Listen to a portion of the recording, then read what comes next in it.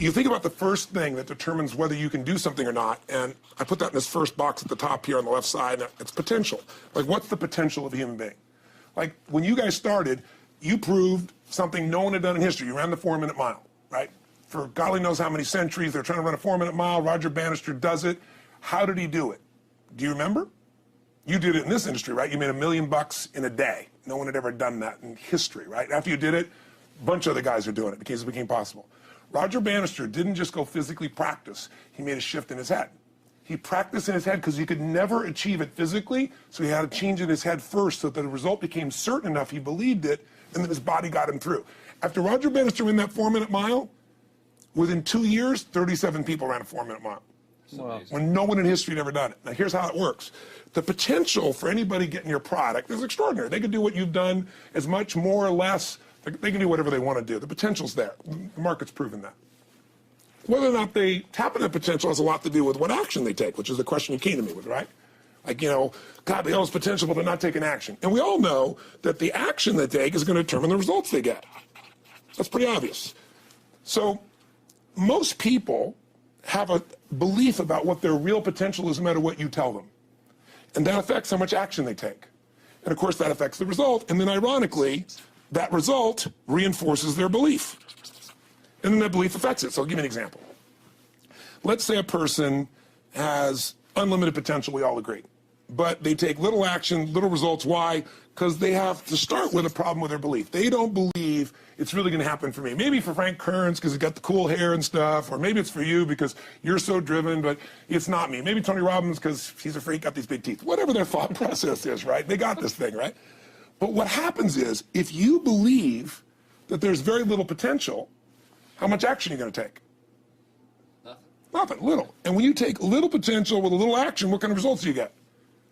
Lousy little results. And when you get little results, what does that do to your belief? You go, see, I told you this was a waste of time, told you this wouldn't work. And then what happens? You tap even less potential. You take even less action. You get even worse results, and your belief gets even weaker. And this sucker feeds on itself until you are in the downward spiral. It's poisonous. It's poisonous and it's self-fulfilling. Now, what if something could happen that could come along and fill you with a sense of absolute certainty? Not like I believe, but mean where you know. In you guys' case, mine as well, we knew because we had to. Because we burned the boats. There was no other option. We had to find a way. We weren't going to live that way. We all did it in different ways and for different reasons, but in essence, that was it. If you get yourself in a state of certainty that this is going to work, I'm going to find the way, and if this doesn't work, I will make the way, then you tap a lot more potential. And when you're certain in your potential, you take massive action. When you take massive action, you really believe in something, you get great results. When you get great results, your brain goes, see, I told you I was a stud. I told you this thing would work out. Now you're even stronger. You tap more potential, take greater action, greater results. That's how you went from $300 in a week to $2,500 in 5 days to $100,000 in a month to $1 million in a day. Same thing with you. And we get momentum. That's why the rich get richer and the poor get poorer. Now some people go out and they go, well, I'm going to take a bunch of action. All right, I'm going to open this product. I'm going to try it. And they'll say to you, I even did it. But it's like a salesman who goes and knocks on the door, and he knocks on 100 doors and says, you don't want one of these, do you? Yeah, exactly right. You know? And even if he doesn't say it verbally, his face says it because he doesn't believe it's going to work. So his voice, his body, the execution is so weak. Maybe if he talks to 100 people, somebody's going to buy out of pity. They don't want his kids to starve, right? But he's not going to get the result. So the core difference in people is how do you produce certainty when the world isn't giving it to you? You go out and you try. In your case, you're 100,000 in debt, and nothing's working. How do you keep yourself going? The way you did it, the way I did it, the way you're doing it, we may not have done it consciously, is we didn't change our potential. That was there. And it wasn't even taking more action.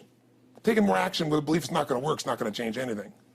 We got results in our head that made us feel certain as if it had already happened.